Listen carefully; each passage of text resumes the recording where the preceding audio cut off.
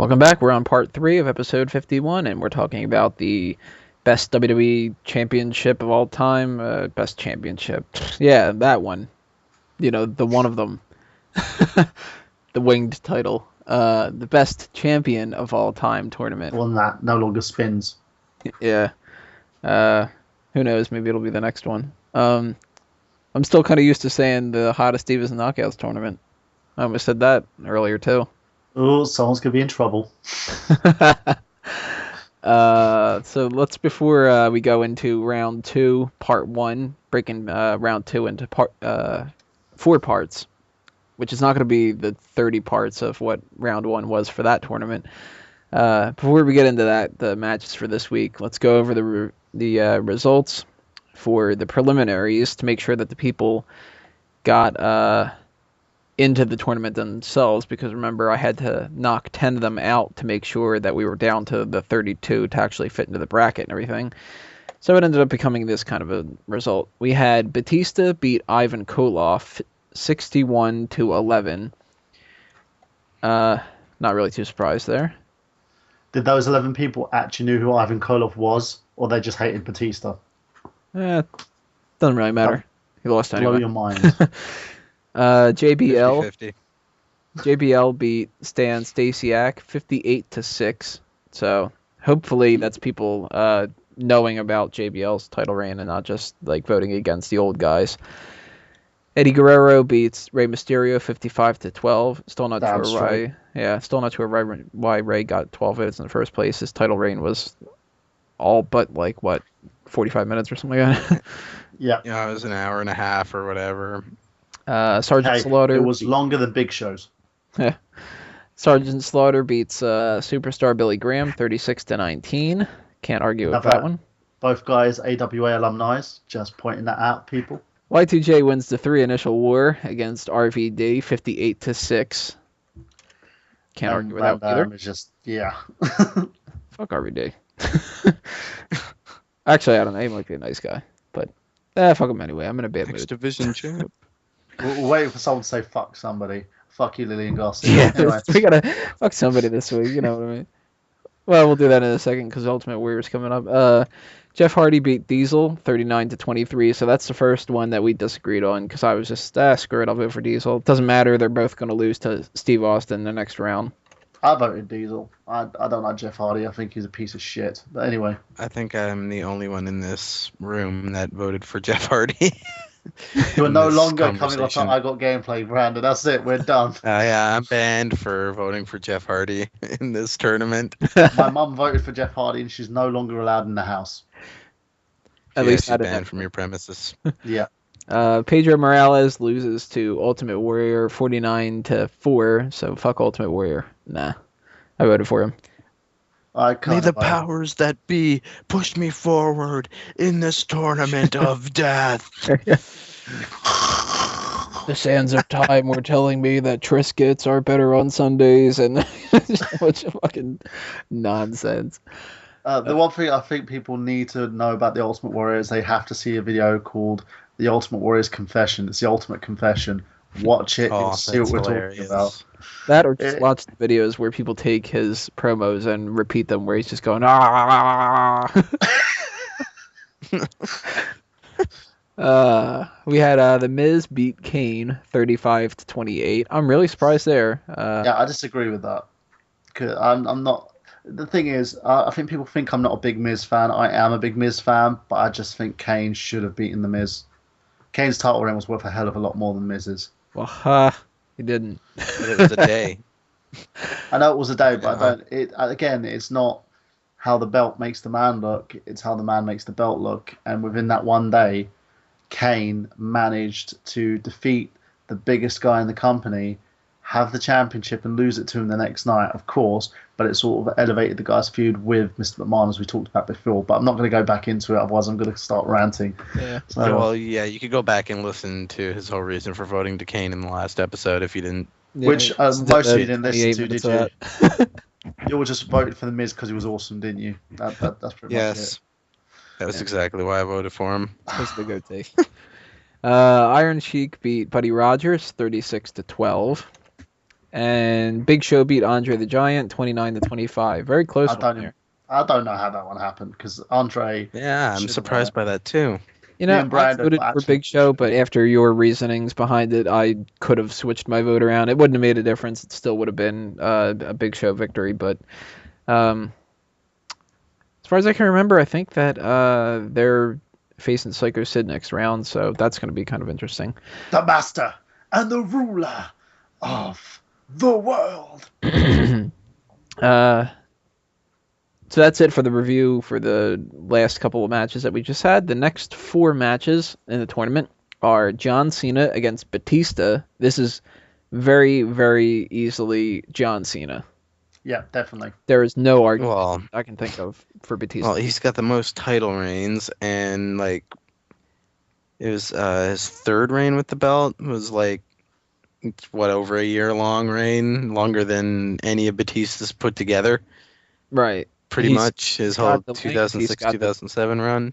The quality and the quantity over Batista. Batista had definitely a cool reign at the end there, but you can't say that he's a better WWE champion than John Cena. No. The Batista's my favorite Batista moment was when he left the company. That's pretty much it. Just when he was gone. Yeah, the whole Kanye. When he said he quit, that's my favorite moment. But yeah, I think my favorite is when he was saying hugging fat chicks. Yeah, just him being a total prick. It's like he finally got to be himself on screen, pretty much. I think that's why it came across so good. It was so genuine. They were like, "Hey, it worked for Austin. It worked for The Rock. For everybody but Kane, it seems." So most of John Cena's 8 reigns, minus like the ones where he like held the title for mere minutes or whatever, he gets cashed in on or whatever, they're much better reigns than any of the 2 that Batista had. It's going to be hard pressed for me to vote against John Cena in this. Someone will have to literally convince me that Batista literally had a credible reign. I could see if there was a world title tournament, maybe yes, because Batista was the guy who had the torch passed to him from Triple H. Yeah, that's a different story. Then Batista's got much better chance against John Cena. Because John Cena's world title reigns weren't really anything in comparison to his WWE title reigns. It was just to say that he had it. That's all it was. Pretty much. Especially the first one where they gave it to him despite him being injured just so he could have a reign. Yeah. Yeah, which is take it off of him. Why they haven't given him the Intercontinental title yet. It's too over to have the Intercontinental title. That's the whole issue at the moment. Well, that's not really... That wouldn't be a bad thing because that would elevate the title. A lot. It would, but on the same level, you'd have to have someone really credible to actually take it from Cena. Otherwise, you have another Carlito moment where he ends up beating him for the championship, and then it's all meaningless because Cena then comes back like after a few months and then beats him for it again. John Cena, he's winning right now, 27-3. He should win. Yeah, he should. And he should, as far as I'm concerned. He's one of the potential 4 winners of the tournament. Well, you know what? I'll say potential 6 winners. Those 6 people in my mind: Hulk Hogan, John Cena, Steve Austin, The Rock, Bret Hart, and Triple H. Yeah, definitely. Shawn Michaels, I like to throw him in there as well because even though people hated Shawn, he did manage to carry the company on his back when Bret left. I know, and yes, I know it was tanking at the time, but he had a rather sort of credible reign with the WWE Championship. So I put him kind of on par with Randy Savage. And you know what? I'll talk about that in a minute when Randy Savage comes up. But next one, Mick Foley, or rather Mankind, I think he was when he got the title. Excuse me. Against JBL. JBL is winning right now 18-10. I would think so, mate, because Mick Foley... He had a very good reign, but his reigns were more sort of shock value, if that makes sense. Yeah, he was a transitional champ, though. Yeah. He was the guy that Rock had to feud with before Austin got healthy. That was pretty much it. Yeah. And I don't discredit any of Mick's reigns because he had some good reigns, but I felt that he was more the sort of, if you want to coin the phrase, he was used in the same way as sort of Mysterio is. And Eddie Guerrero was used at the time, where you would give them a title because they were a workhorse and they had the championship, but they weren't the main guy on the roster. Yeah. But he did manage to main event a few pay-per-views with The Rock. He did manage, he put everybody over, including Triple H. So you can, even though Triple H really, at the time, Triple H was sort of like the Jeff Jarrett of the WWE, because he was that mid-card guy who just happened to have the World Championship and tried to make it matter that he had it, but it didn't kind of work that way. So, Foley did his thing there. So you can state that Foley in some way gave the championship credibility because he helped create new stars. He helped put a guy who was the company's top heel over. But with JBL, what's more to say? The guy had a huge reign with the championship, loads of different contenders for the title as well. Managed to basically, he made Booker T look good. And that was very hard at the time because he was struggling. Yeah, it's pretty hard to say that Mick Foley's legacy is tied to the WWE title. It's more so his personality and his characters and everything like that. It's JBL, though. JBL's nothing without the title. Now, he was obviously Bradshaw before that and everything, but the JBL character is that championship reign. But he did a lot more with it. That's the thing. That's the way you can have a counter argument in regards to JBL's behalf, is that he did a lot more with the WWE Championship than Foley did. But what's your thoughts, Braden? Well, I was gonna say like not really quantity over quality, but somewhat like that. Like JBL had a great heel reign, and he had a couple of decent feuds. But the guys Foley was feuding with over that title was at the peak of wrestling. That's when wrestling was at its hottest and absolute.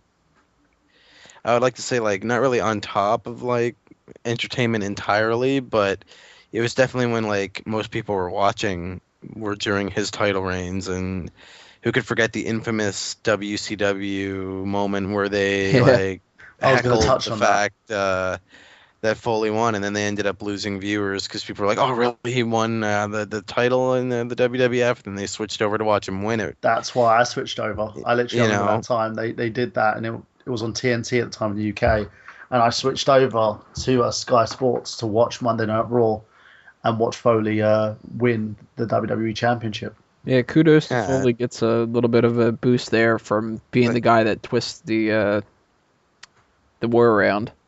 Yeah, definitely. And, his feuds with The Rock and Triple H are two of the most memorable feuds in that title's history, especially during that time period. Yeah. I'm not saying they were at Rock Austin level, but they were still very, very relevant. And he may have felt like he's playing second fiddle to some of those guys, but he was booked very strongly, and he gave them a run for their money every time that they got in the ring against each other. Who could forget the 1,000 chair shots against The Rock and their I Quit match? And Foley can. Which, by the way, there was an issue with that because he had his children at ringside when The Rock did that. Yeah. And his whole family was horrified. And apparently it was more a shoot than a work because The Rock just basically sort of winged it. And he could have ended up causing Foley, giving him a major concussion over that. Yeah. So who you guys? I'm not saying. Oh, I voted for Mick Foley all the way. I think I'm going to go JBL. It's just because it's comparing apples to oranges. The time if Foley had the championship now, or had the championship when JBL was champion, do you think Foley would have had a longer reign? And JBL went from being a lower card guy to a main eventer, whereas Foley was on the cusp of it all the time with his Mankind character. So again, it's apples to oranges, really. Brings us to CM Punk against Alberto Del Rio. No question, CM Punk. Yeah, definitely. There's no Alberto Snore Rio does not really. I don't think that Del Rio actually grasped what makes a champion, because he's extremely bland, he's extremely generic. And when he gets into that ring, he makes me want to basically take a sleeping pill and never wake up. Well, one person has voted for Del Rio so far. The current vote is 27-1. Yeah, any money is Ricardo Rodriguez. Yeah, that's what I'm saying. Yeah. Anyway, they had something with him when he was going for the world title. and he was kind of like just debuted on SmackDown. And that was kind of when he had the most momentum. I'm talking like the fall of 2010 up to early 2011, and then just after Edge and Christian beat him, they didn't really know what to do with him, and then he just tanked. But they still decided to push him despite the fact that nobody cared about him anymore. I think that It was the thing they're really missing odd. on in regards to Del Rio is it's like he's having a feud with Orton at the moment, and they're saying, oh, he has an edge to him. The problem is consistency. His character has no consistency. You can give him as many flash cars as you want. You can put him in as many feuds with the top guys as you can, but the problem is he needs to be consistent. Well, there is one consistency. His feuds need to be carried by everybody else. Yeah, and that's the problem. Even Rey Mysterio needs to be carried by other people, and Mysterio ends up carrying the feuds with Del Rio. But I feel Mysterio is one of those talents that he can actually work with people and get them over. Del Rio needs people to get him over, and that's the problem. He's good on the mic, don't get me wrong, and he's one of those guys who has a lot of promise, but I just don't feel that he has the passion to do it. You can tell that he looks lazy. Well, yeah, like you kind of like he's got the money, so he's phoning it in, so to speak. Yeah. I'm making enough, whatever. I can just go I already to my got dad's a bunch promotion. of accomplishments. I'll go to Mexico and live off my name. Like he's a solid worker, and for English not being his first language, I think he holds up very, very well on the microphone. Yeah. Given those limitations, and he has the perfect character. I thought it went really well when he first debuted, all the way up until I would say about spring of last year, and then it kind of all fell apart. But CM Punk, when he was in the WWE title picture initially, he made that title picture so relevant in his chase that when he won the title, it was this huge deal. Everybody, really cared, and you kind of can't argue with a guy who at the moment is closing in pretty close to a year having the championship, and there's really no comparison. There's absolutely no comparison here. Punk, the far better WWE champion in every way. And it'll be advise interesting. anyone to have a look at the Best in the World DVD. You can Great also documentary. See it's amazing. So check it out. I believe there's a portion of it on YouTube, so you guys can whet your appetite on it. But I'm so buying the DVD set. This is the first time in, I think, around about 10 years that I'm actually purchasing a WWE DVD set. So I'm not. It'll be interesting to see who wins between CM Punk, because he has to win against Del Rio there, and this next person, Randy Savage, who is winning right now against Eddie Guerrero 18-9. I'm voting for Randy Savage here. I think it's another one of those, just there's really not much of an argument for Eddie Guerrero in my mind. But do you know why Savage was given the World Championship? Most people don't know this. Hogan. Because he's the Macho Man. Oh yeah. Actually, it was because the Honky Tonk Man refused to drop the Intercontinental Championship to Randy Savage. Believe it or not. So Vince had to make a backup plan and gave Randy the main title. But I thought that was just what's it, like an urban legend, folk story. Just kind of hear it. It was actually confirmed by both the Honky Tonk Man and also Bill Apter. Yet he decided to drop it to Warrior. Like, the fuck? Yeah, I think that was actually his punishment. But also the fact that the Warrior was white hot at the time, so you can't really say much about that. Savage is pretty. I would say he was pretty over by by WrestleMania. What was it? Yeah, definitely. Was it 4 that he won the tournament? Yeah. Yeah, he had quite the momentum too. But in terms of Guerrero and Savage, I would have to give the edge to Savage, because Randy's had 2 different reigns and both reigns meant something. He was the guy who took the belt off Flair, and he was the guy who lost the belt back to Flair. And does anyone know what event he lost it at? It was an episode of WWE Superstars. This is when Superstars wasn't for the undercard. And that's there's a rarity in that. And this was before he sort of jumped ship and went to WCW because they offered him a shitload more money. if you look at Savage's career and his 2-time championship reigns, he even had one hell of a match with the Ultimate Warrior back when he was champion before as well. So Savage made it count. With Eddie, I think he was in a very bad predicament in a sense because, yes, he dropped the belt to JBL. Yes, his reign was pretty decent, and he was the guy to sort of beat Brock Lesnar for the championship. But I feel they could have done a lot more with Eddie, and I think if Eddie was alive now, he probably would have had multiple reigns with the WWE Championship or even the World Heavyweight Championship. But the fact is, due to sort of his tragic loss, it kind of leaves that in limbo. Anyway, rest in peace, Eddie. But I'm going to be voting for Randy. Mm-hmm. Yeah, it's just Savage, and even in comparison to Eddie, and this is not a knock on him or his time in the company when he was champion, but Savage was a pretty huge superstar in his era. Like, I'm not saying he was on Hogan's level, but to be second behind him when it was all Hogan all the time, that's a pretty big deal. Yeah. So, definitely. and I believe Savage himself, similar to what Punk's doing now, had a year-long title reign in one of his WWF title reigns, if I'm correct. Like, he won it at the tournament, and I think he held it to the next year's WrestleMania, where Hogan beat him for it. Yeah, and that was when they were the Mega Powers. Yeah, the Mega Powers explode. So, and that was a huge storyline for the time. Right. And It's again, just the tag team was put together so Hogan and Savage could feud with one another. Right. So you are right on precisely. that. But the title wasn't actually implicated in that. Hogan was actually going to keep the title all the way till the end, but they decided to pass it on to Savage due to the fact that the Intercontinental title wasn't going to be dropped to him. And at the time, the Intercontinental title was the second highest championship in the company. Now look at it. Anyway. And for anybody as I wondering, was saying, according to that's just Wikipedia, 371 was the amount of days Randy Savage's first title reign was. So Punk is slowly climbing up to Savage's first reign. He's currently, as we're recording this, he's at 362.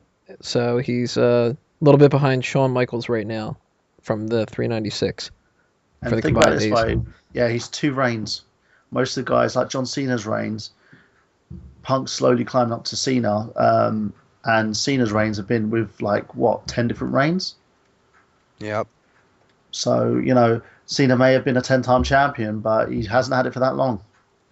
His longest reign was the 06-07 reign. But yeah, Savage, that's just one reign of his. He was big, very big in his era. Big enough to where you get to the Hogan ceiling, obviously. Nobody's bigger than him back then, but yeah, definitely he wins this tournament for sure. If anyone wants to check out a Macho Man promo, check him out on Tournament YouTube. match, I should say. He, and especially, I think the best ones he had was when the Mega Powers exploded and him versus Hogan. You can saw the steady turn from Savage from face to heel. It was amazing, especially when they were fighting over Elizabeth as well. So we're all going Savage, right? Yeah, definitely. All right, then that's it for this section of round 1. Part 2 of round 1 is going to be next week, and we'll go over the results from these 4 matches and talk about those kind of matches that are coming up and everything like that. Make sure you guys vote on the tournament itself on smarkoutmoment.com. The link is below. Before Tuesday night, midnight when we switch over to Wednesdays, when I always shut the tournament polls off and start the next one. So go ahead and do that, but when you get a chance. And check out part 4 coming up right now when we're going to talk about the TNA Bound for Glory 2012 results and review.